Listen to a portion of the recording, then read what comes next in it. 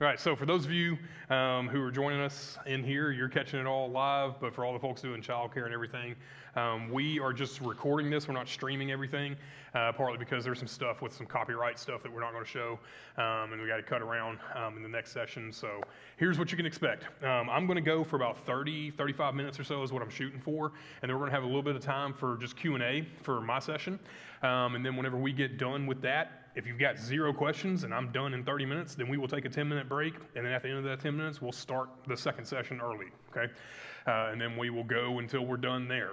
Our plan was for, at most, these sessions to be about 45 minutes, and so that's the kind of commitment you're making. I am glad y'all are here. Anthony gave y'all a little bit of a preview about this. 4 months ago, we started talking about this with Anthony and the pastors. Together we were talking about this, and I got to tell you, the list of things that we initially thought we were going to need to address was about as long as your arm, okay? And so we are not addressing all those things. We can't.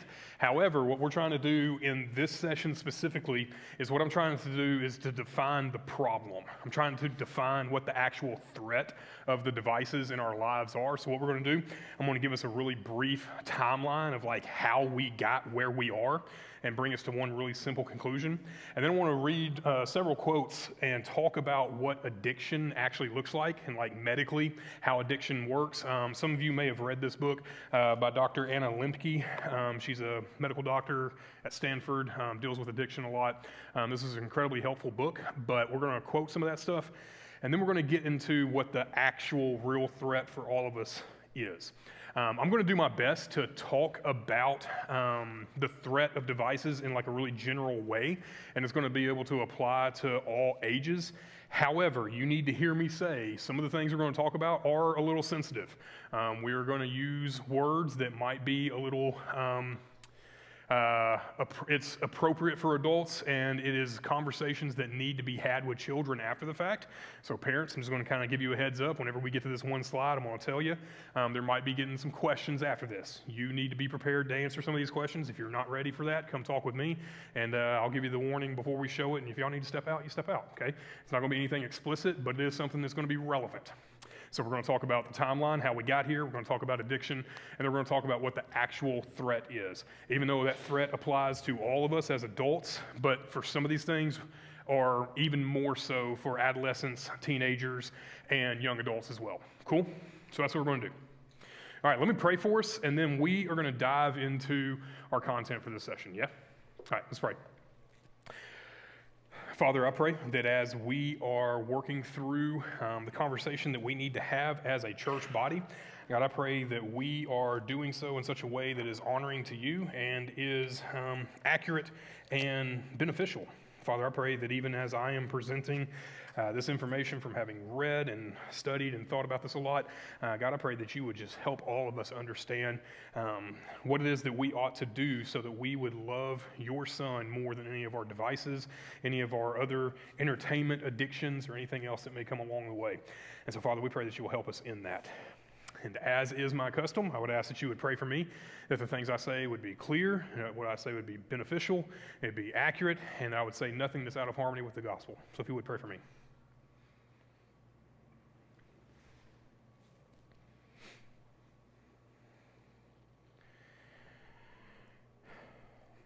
Father, we know there are tons of topics that we could talk about, and we are narrowing it down to just a handful. But Father, I pray that you would give us clarity of thought. I pray that you would teach us what we need to know for today, and that you would encourage us through your Spirit to pursue your Son all the more through reading the Word and through communing with you in the Spirit by the power of prayer and worship and community. Father, I pray that that will happen so that we would be more conformed into the image of your Son. And we pray that you'll help us do this right now. In Jesus' name, amen. All right, so here's the first thing that I want to do. I want to give us a timeline, and do not ding me on the exact dates on this stuff because it doesn't really matter. What I'm trying to paint here is a very broad picture. Even whenever we get into the science of addiction, once again, I'm going to be painting with a very broad brush and bringing it to a point that is just going to be useful for all of us. So here's where I want to start. We are in a digital world. I mean, that's literally what the sermon name was. That's what this whole theme is. And so really where that begins is in the 1980s and 1990s, whenever personal computers become more accessible to more people, okay? So for those of you who were around at the advent of computers, what was the promise that was made about computers? Anybody who was around during that time? Say again? They're safe. Okay, what else? What were they going to do for the working man, the average working person?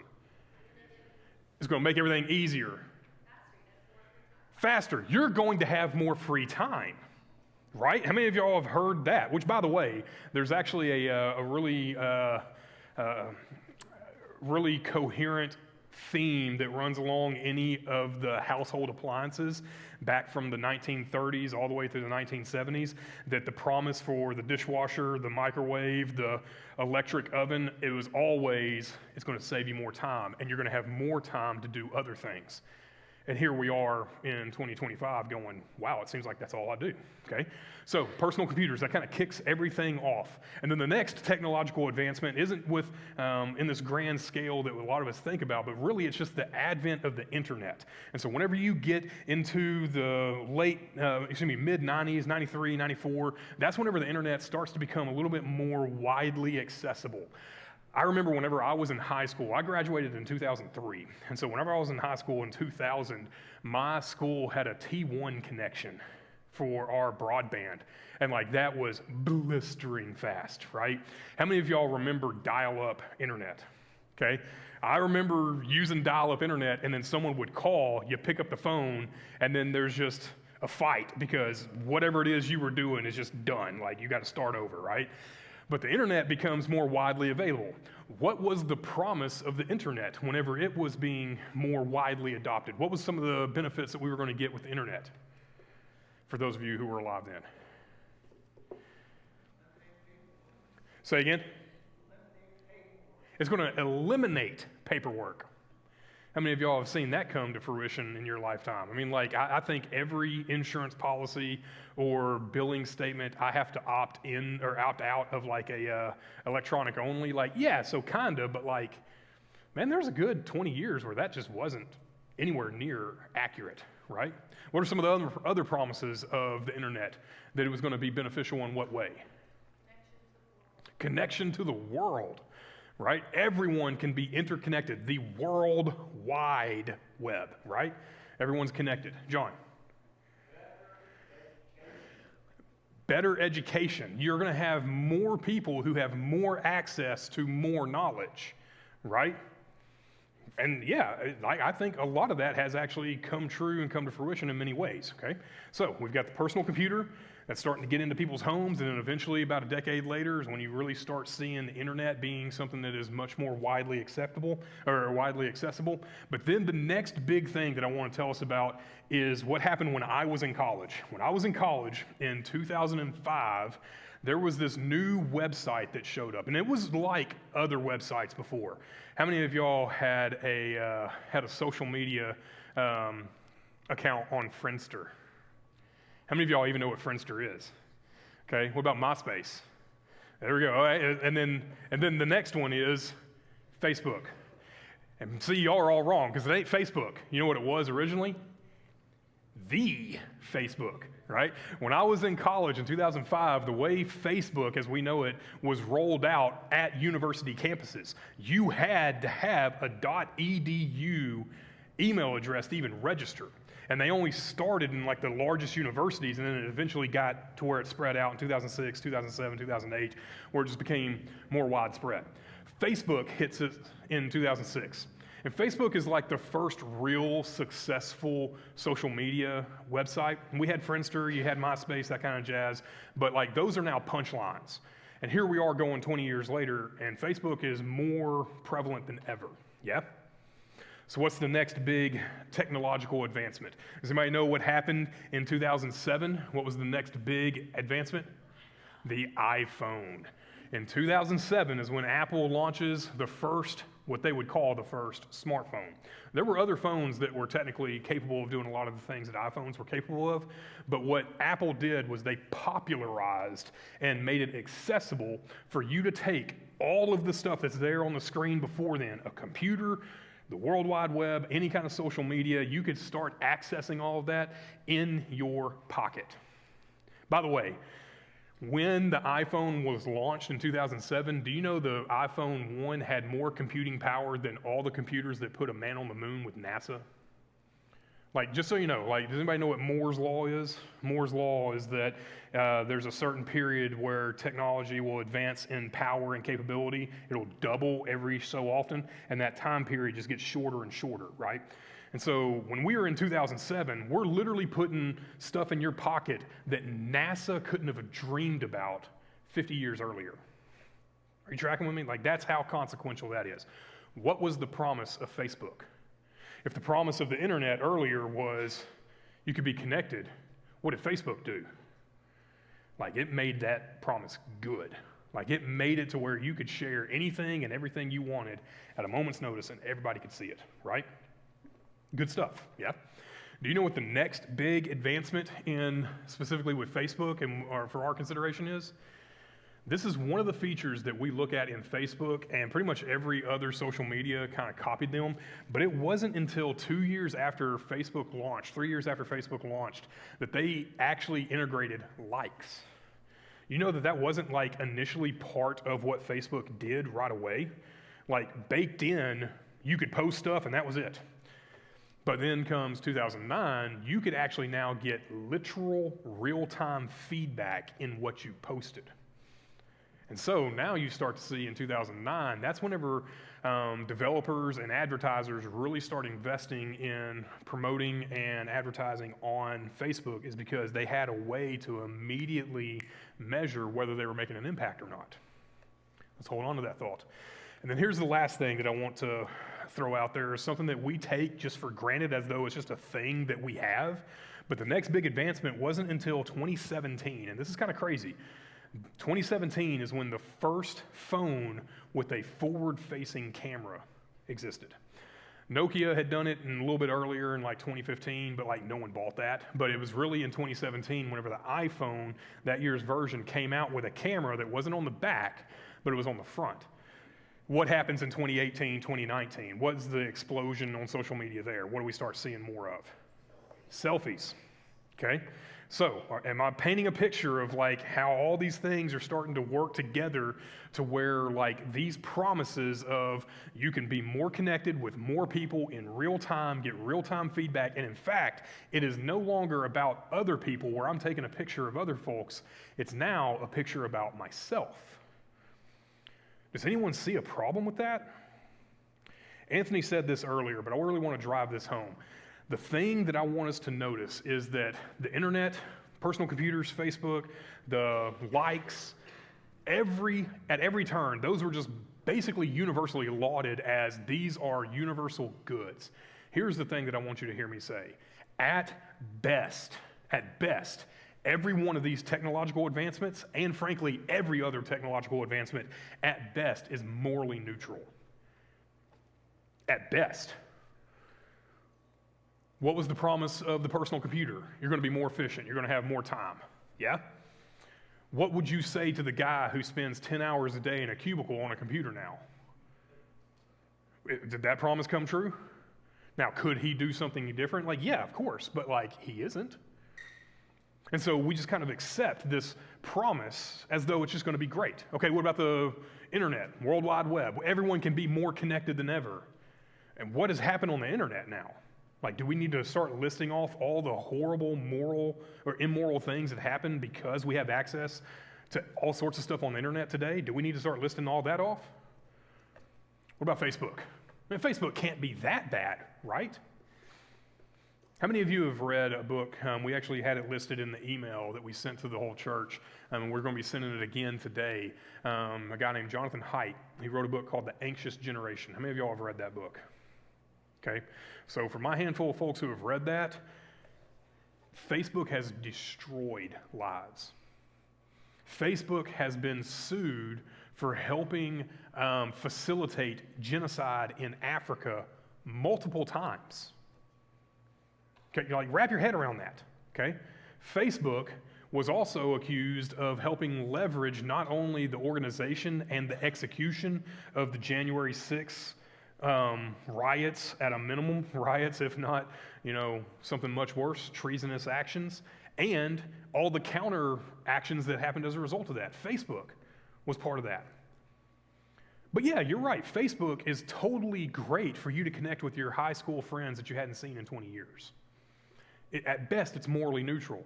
Then you get into the likes. And I think that's the best example of when we start talking about a platform that has made some kind of innovation with what they are providing that we look at as like, oh, that's great. Yeah, I can tell people, hey, I like that. Or you start getting hearts in there.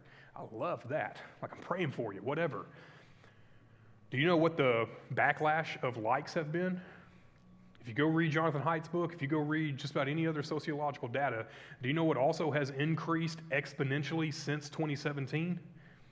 Eating disorders, bullying, anxiety, depression, suicide, self-harm. But you're right, that's just a huge coincidence that it happens at the exact same time that we start launching these other things. Here's my point. Whenever we see a technological advancement, whenever we see some kind of innovation with a website, with an app, with some program that you use, most of us do not give a thought to it other than to say, oh, this will help in whatever way you think it's going to help. And we never actually consider what are the downsides of this. Because most of us have just bought into the lie that technological advancement necessarily means moral, positive action. And that's just not true. It wasn't true with a brick. It's not true with the most recent version of iPhone, okay? That's the first thing I want to tell you. How did we get here? As a society, we have essentially bought into that idea that any technological advancement is positive. Can it be positive? Yes. Is it necessarily? No. At best, it is morally neutral, and then how we use it is either positive or negative. But if you just go to that point of saying, oh, it's an innovation that's therefore good, I don't know. I don't know if that's where we need to go, okay? So we need to hold on to some of this information, especially with the front-facing camera and the likes. Hold on to some of that because whenever we get to the last bit, that's going to come back into play. We cool on this? All right, so here's what I want to do now. I want to give us a little bit of information about how addiction actually works. How does your body get addicted to something? And when I say something, I'm not meaning like in a general sense and I'm trying to do a catch-all. What I mean is the same physiological process of how someone gets addicted to heroin and how someone gets addicted to pornography in many ways are identical. So whenever Anthony was talking about this morning that there are social media and Silicon Valley executives who are literally hacking the way that your brain processes information and is baking that into your devices so that it makes it more addictive, it's because they're playing off of very well-known things that happen to trigger addictive behavior in people, okay? So I want to quote from Dr. Lemke from a couple places, and this is literally on page 1. This is her introduction to her book. This is what she says. The smartphone is the modern day hypodermic needle, delivering digital dopamine 24/7 for a wired generation. That's us. And if you think that, well, I'm over 40, 45 years old, that's not me. No, it is you. It is you as well. Like, you're not free from this either. Now, the younger you get, the more destructive it gets, I grant that. But this is all of us. So it delivers this digital dopamine for a wired generation, and if you haven't met your drug of choice yet, just wait. It's coming to a website near you, right? That is in her introduction. Her book is not even about smartphones, and that's where she lands, okay? This is the threat. This is the danger. Okay, so this is what she says about addiction. I just want to give you this real quick. This is not going to take super long. So she wants to define what addiction is. And so she says addiction, broadly defined, is a continued and compulsive consumption of a substance or behavior despite its harm to either yourself or others, okay? And so let's just be honest. Whenever Anthony said this morning, so for some of y'all, you use your phone too much. And you could hear, like, everyone in the room was like, man, I really hope he doesn't say that we're addicted. And then Anthony said, but let's be honest, what is that really called? It's addiction. How many of y'all went, yeah? How many of y'all said, yeah, I'm there? Here's the thing. I think that for most of us, we have this concept of addiction as though it's something that is like going to put me in the grave, like addiction is with alcohol or with drugs or something else. But what I'm telling you is many of the same physiological processes that happen in your brain, they share the same process. And so if we have this concept of addiction as just being this one thing that is eventually going to take your life from you, and you got this thing in your pocket, like, how can this take my life? Like, how is this? I can't be addicted to that.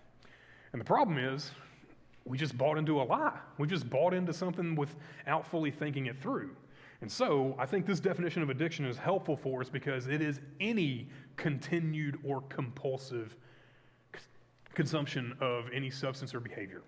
If you are in a waiting room, whether it's at a doctor's office, whether it is a moment where there is just a lull in conversation, what are you most tempted to do for most of us? Tell me, like show me from the crowd. And every one of us, grab your phone and you put it right up to your face. And I say y'all, I do it too.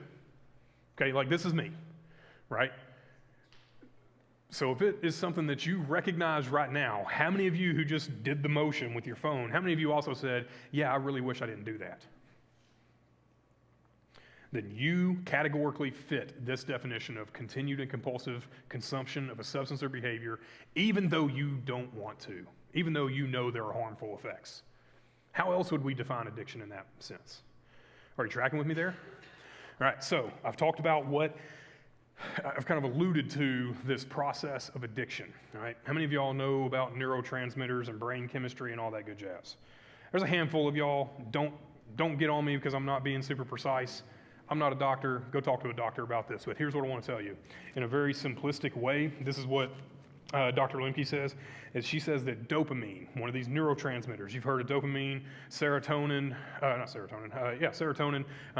oxytocin, some of these major brain neurotransmitters that are in your brain, the chemicals in your brain. She talks about dopamine is one of the most important neurotransmitters that influences the reward processing of your brain. So if you did something, hey, I liked that, here's a little reward, right? The same way that whenever you train your dog to sit, what do you normally give that puppy when you're teaching him to sit? You give him something he wants, a treat, some food, something. And that builds in this behavior of like, oh, if I do X, I will get Y. If I do look at my phone, my brain will release a little bit of dopamine, okay? And when that happens, that is, whenever we measure the amount of dopamine, that tells us the addictive potential of any behavior or drug. Okay? So it doesn't mean that just because JP looked at his phone once, well, he's just hosed. He is now on the slide, and he is going to be addicted to his phone because he looked at it once. No, that's not what it means. But whenever your brain produces a certain amount of dopamine, that is a predictor of how addictive that thing can be. Okay? Go read the book, go read Jonathan Haidt, go read Claire Morell's books, and what you will find out is the addictive potential for something like this that is constantly giving you a dopamine drip is on the order of heroin. It is.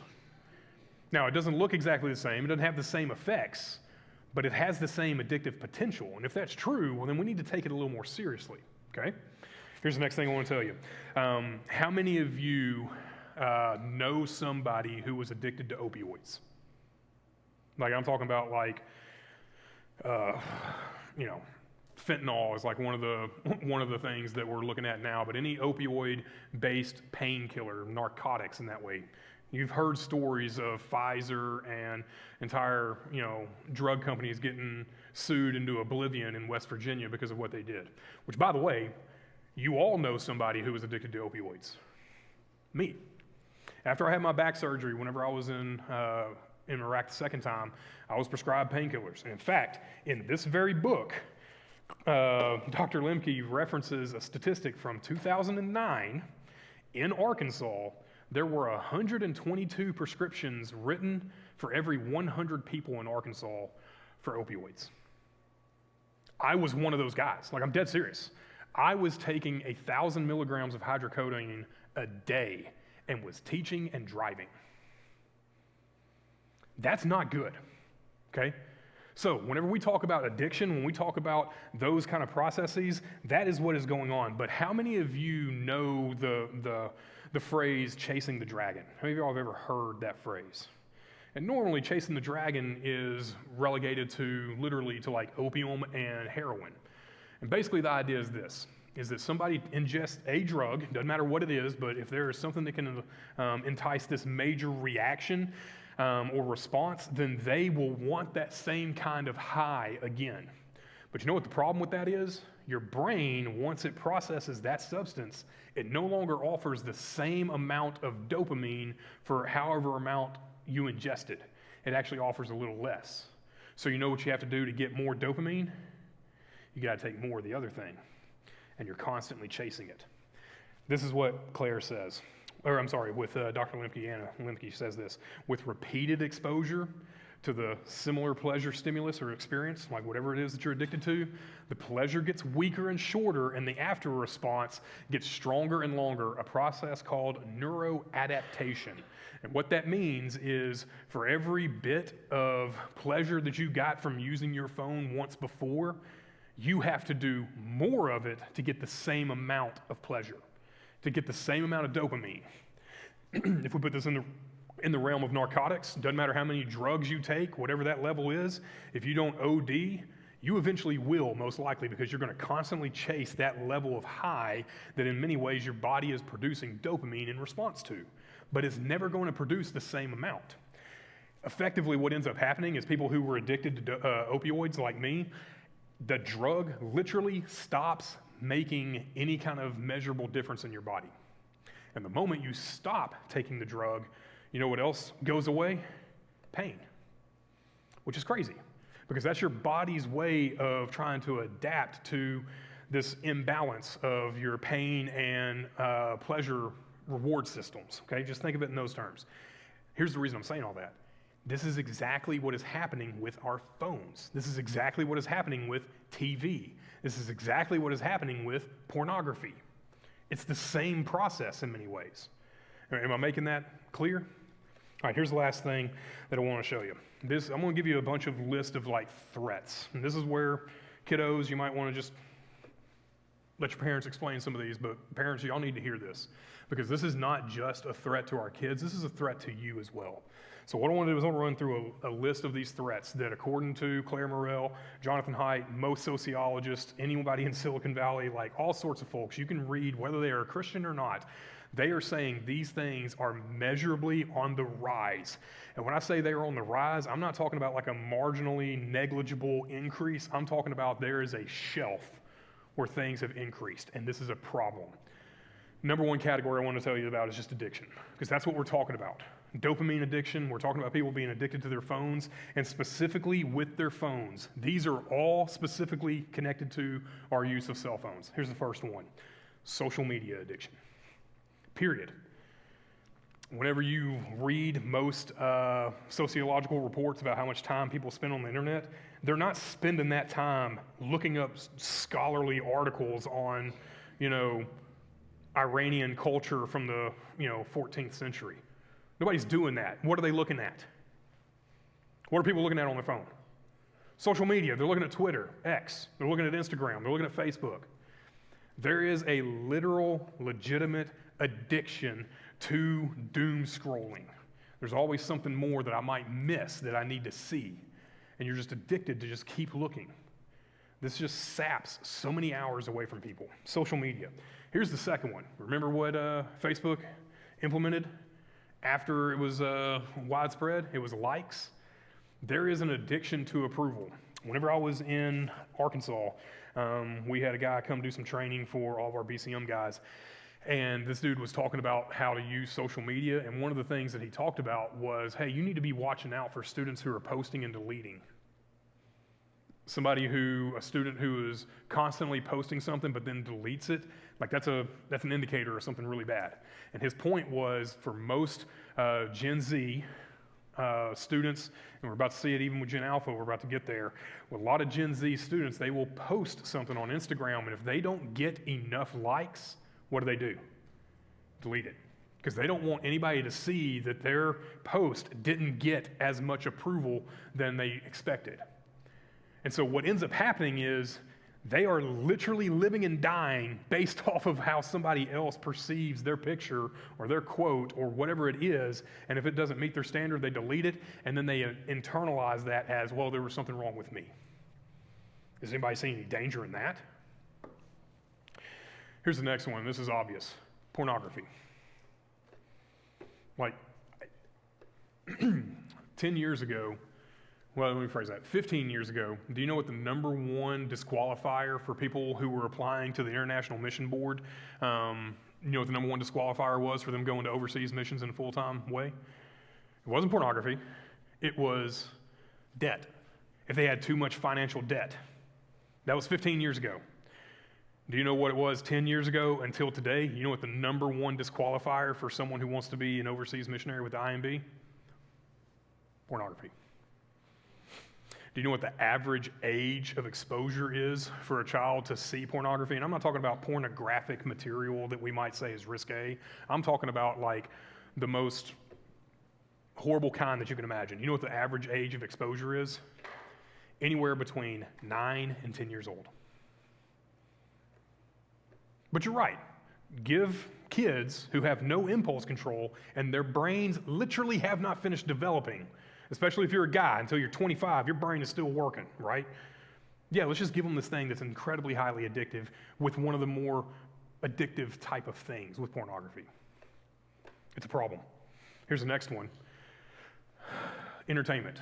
When was the book written, Entertaining Ourselves to Death? Was that in 1970? You referenced it a couple of weeks ago. Yeah, so Entertaining Ourselves to Death was written, and basically it was about this exact same issue, but instead of the screen being this size and in your pocket, it was in one of those big cabinets that sat on the ground, you know, that whenever the TV went out, you put another one on top of it because now it's part of the furniture of the house, right? It's the exact same thing. We've known about this for a long time. When you get bored, in even the most mundane situation, what is your first impulse? Right? You can just be addicted to entertainment. Here's the next one. Gambling. Do you know what the highest percentage, I was looking this up, in Cleveland and in Louisville, Kentucky. It was these two sociologists who were based at the University of Louisville and then in Cleveland somewhere.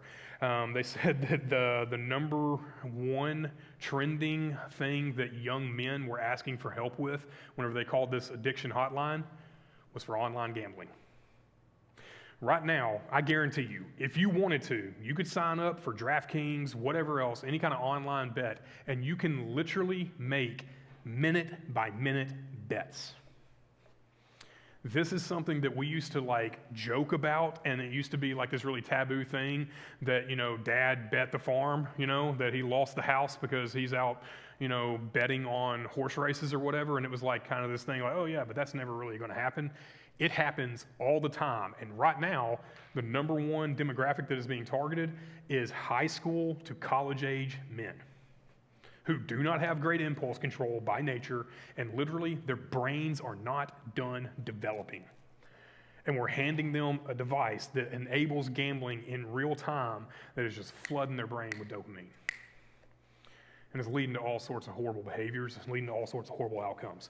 And here's the other one. This is the one that I think we're going to start hearing a lot about. AI chatbots. There has been a huge uptick in Gen Alpha and Gen Z people who are in virtual relationships that are literally feeling like they are in a romantic relationship with a AI chatbot. What's really damaging about that is not only are they getting super invested in those, like they feel like, you know, a certain way about not having or not being able to live out completely that relationship. Like, yeah, because it's not real, right? But you know what the more detrimental version of this is? ChatGPT has seen a huge upsurge in the last 2 years ever since they've launched. Like they've month over month, they've seen an increase in the number of requests for mental health advice from teens. Whatever is ailing you, just Google it. You'll figure it out. Oh, if Google won't solve it for you, maybe the AI summary will, and if it's not the AI summary, just go to ChatGPT, get everything you need. Does anybody see a danger with that? Those are real threats. And a lot of those are really relegated to a younger generation. But don't think, men, women in this room, that this doesn't apply to you when it comes to pornography and gambling. This is the exact same threat is there. But let me give you a couple more. So those are really more about addiction and addictive behaviors. But let's talk about how these are empirically demonstrable facts. This is not some kind of tirade. This is not a soapbox. You can Google these numbers for yourself, and it's just a cursory Google. You will find out. Things that are on the rise now. Number one, anxiety. That's literally Jonathan Haidt's book. The name of it is The Anxious Generation. And you know what the number one thing that he pins it to? Social media. Do you know when he starts pinning it to social media? When they had the likes. You know when he sees the next increase? The front-facing camera. Like, it is almost a beat-by-beat survey of how we've seen an uptick in anxiety. And people that feel like, if I can't get the approval from others, then what value do I have? Yeah?